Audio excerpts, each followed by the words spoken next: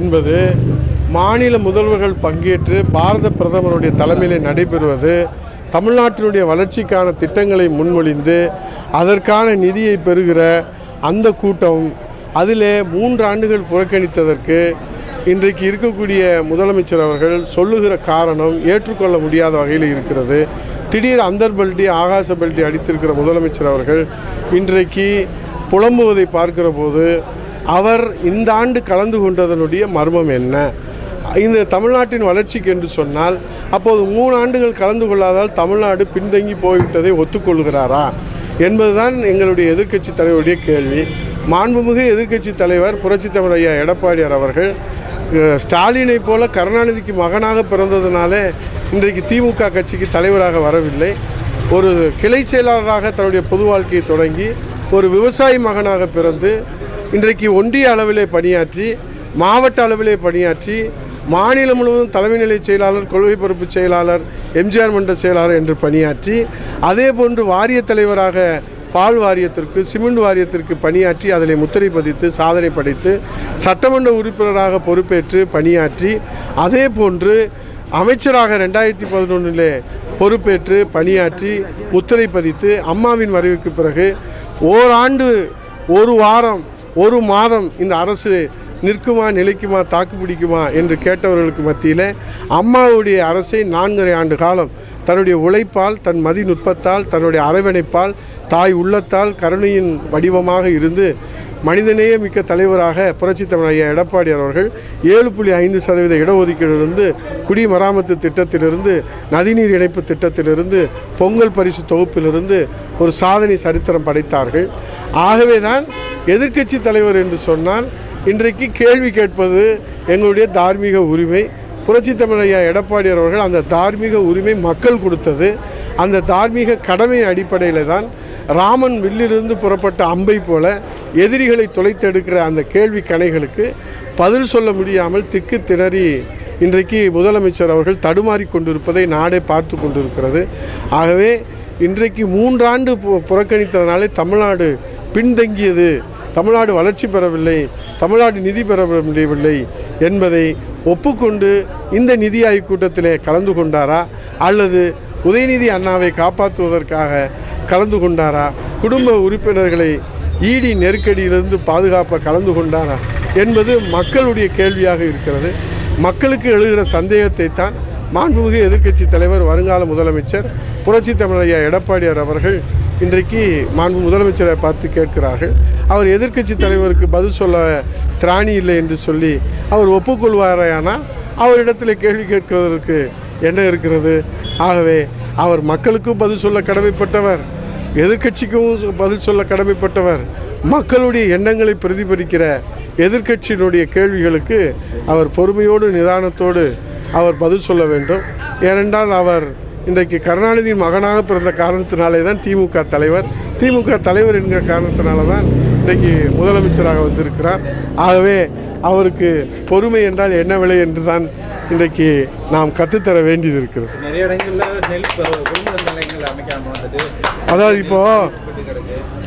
அதாவது நம்முடைய மதுரை மாவட்டம் செல்லம்பட்டி ஊராட்சி ஒன்றிய பகுதியில் வாலாந்தூர், நாட்டார்பட்டி, விண்ணக்குடி, அயனார்குளம், கொடிக்குளம், முதலைக்குளம், விக்கிரமங்குளம் ஆகிய பகுதிகளில் மழை காரணமாக நெல் அறுவடை செய்ய முடியாமல் நெல் கதிர்கள் சாய்ந்து முளைக்கும் தருவாயை ஏற்பட்டிருக்கிற காரணத்தினாலே விவசாயிகளுக்கு மிகப்பெரிய பாதிப்பு ஏற்பட்டிருக்கிறது.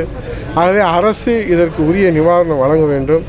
அறுவடை செய்த நெல்லை அரசு நெல் கொள்முதல் நிலையம் இல்லாததால் தனியார் மையங்களில் விற்பனை செய்ய நேரிடுகிற காரணத்தினாலே 72 கிலோ மூடை 1400க்கு விற்பனை ஆகிறது. இதனால் ஒரு கிலோ நெல்லுக்கு 19 ரூபாய்க்கு விற்பனை ஆகிறது. அரசு கொள்முதல் நிலையத்திலே ஒரு கிலோ 25 ரூபாய், தனியாரத்தில் 19 ரூபாய், அரசு 25 ரூபாய். ஆகவே நெல் கொள்முதல் நிலையம் திறக்காததால் ஒரு கிலோவிற்கு 6 ரூபாய், மூட்டைக்கு 400 ரூபாய், ஒரு மூட்டைக்கு 400 ரூபாய் விவசாயிகளுக்கு இழப்பு ஏற்படுகிற காரணத்தினாலே இப்போது எடப்பாடியார் அவர்கள் முதலமைச்சராக இருக்கிற போது நாங்கள் இந்த மாவட்டத்துடைய அமைச்சராக இருக்கிற போது, மாணிக்கம் போன்றவர் சட்டமன்ற உறுப்பினராக இருக்கிற போது, நீதிபதி அவர்கள் இங்கே சட்டமன்ற உறுப்பினராக இருக்கிற போதெல்லாம் டெப்டி கலெக்டர், இதுக்கென்று டெப்டி கலெக்டர் தனியாக நாங்கள் நியமனம் செய்து இந்த அரசு நெல் கொள்முதல் நிலையங்களை வேண்டிய அளவு, போதிய அளவு நாங்கள் நியமனம் செய்து அரசு கொள்முதல் செய்தது. தனியார் கொள்முதல் செய்வதற்கு அனுமதிக்கவில்லை. அதனால் விவசாயிகளுக்கு உரிய விலை கிடைத்தது, நியாயமான விலை கிடைத்தது. இப்போது அது அரசு கொள்முதல் நிலையத்திற்கு இப்போ மாவட்ட ஆட்சித்தலைவர் அறிவிச்சிருக்கிறாங்க. அதில் மாற்று கருத்து இல்லை. மாவட்ட ஆட்சித்தலைவர் அவர்கள் நெல் கொள்முதல் நிலையம் திறக்க அனுமதி வழங்கியதும் கூட, அதை அறிவித்ததும் கூட, நுகர்பொருள் வாணிப கழகத்தில் நெல் கொள்முதல் நிலையம் திறக்க மறுக்கிறார்கள். காரணம் ஆள் பற்றாக்குறை என்று சொல்லுகிறார்கள். அதை பார்ப்பதற்கெல்லாம் அவர்களுக்கு நேரம் இல்லை. அவர்களுக்கு நேரம் இருக்கிறதா, மக்கள் மீது அக்கறை இருக்கிறதா என்று தெரியவில்லை. ஆகவே ஆள் பற்றாக்குறை என்று மெத்தன போக்காக இருப்பது என்பது விவசாயிகளுடைய அந்த நஷ்டத்தை ஈடுகட்டாது. ஆகவே பாதிக்கப்பட்ட நெற்பயிர்களுக்கு உரிய நிவாரணம் அரசு வழங்க முன்வர வேண்டும்.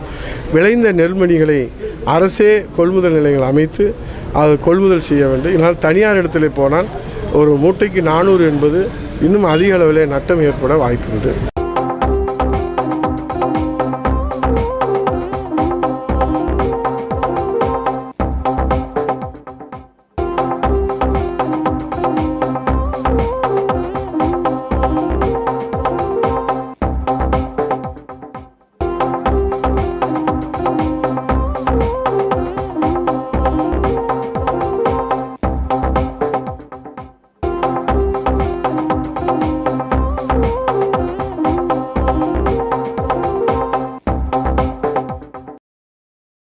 கழகத்தில் இணைத்து அவர்களுக்கு வாய்ப்பு வழங்கியிருக்கிற ஐயா பொதுச் செயலாளர் அவர்களுக்கு இந்த கூட்டத்தின் வாயிலாக நன்றியை தெரிவித்துக் கொண்டு மரியாதைக்குரிய நம்மளுக்கெல்லாம் பூத்து கமிட்டிக்கு ஆலோசனை வழங்க வருகை தந்துள்ள மாண்புமிகு இதயம் டாக்டர் புரட்சித் தலைவி அம்மா அவர்களின் நம்பிக்கை நட்சத்திரங்களும் மனோரம் பாண்டி அவர்களும் இந்த நிகழ்ச்சியை விஜயராஜனுடைய தலைமையில் வெகு சிறப்பாக 52 ஆண்டு காலம் ஆளுநர கட்சியாக இந்த தாய் தமிழ்நாட்டிலே பல்வேறு வளர்ச்சி திட்டங்கள் இந்த கழகம் தமிழகத்தை ஆள வேண்டும் என்ற எண்ணத்தின் அடிப்படையில் நீங்கள் எல்லாம் இருக்கிற கிளை நிர்வாகிகள் எல்லாம் 1972 புரட்சித் தலைவர் எம்ஜிஆர் அவர்கள் கழகத்தை ஆற்றல்மிகு செயலாளர், தமிழ்நாடு எதிர்கட்சி துணைத் தலைவர், நம்மளுடைய நெஞ்சங்களில் நீங்க இடம்பெற்றுள்ள நம்மளுடைய நெஞ்சம் நிறைந்த அண்ணன் அவர்கள் இப்பொழுது நம்மளுடைய வழங்கியிருக்கிறார்கள்.